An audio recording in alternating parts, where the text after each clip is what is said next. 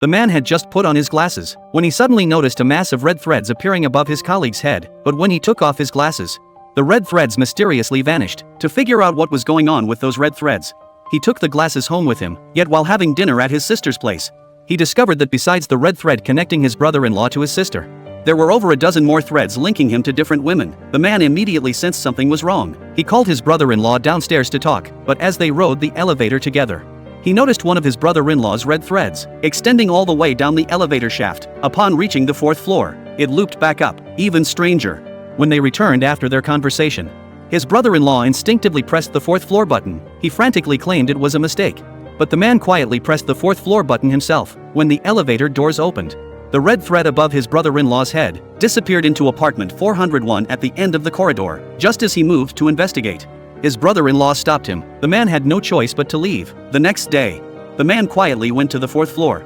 intending to see who lived in 401. Just as he was about to ring the doorbell, a young woman emerged from the elevator and walked straight into 401. That evening, while dining with his sister, her husband remained conspicuously absent. Upon inquiry, they learned he'd been frequently attending social engagements lately and not returning home. The man immediately sensed something was amiss. To verify his suspicions, he secretly followed his brother-in-law that night. What he discovered was shocking. His brother-in-law was dining with another woman, even presenting her with gifts. Seizing a moment when his brother-in-law was on the phone to discreetly observe the woman, to his shock, she was none other than the female tenant from apartment 401 downstairs. Spotting the hotel room number on the table, half an hour later, the man arrived at their hotel. By then, the red thread in the hotel corridor was thick enough to knit a sweater. Sensing something was terribly wrong, he hurriedly rang the doorbell. Sure enough, his brother-in-law was inside that room. What would happen next? Was the truth really what the man imagined?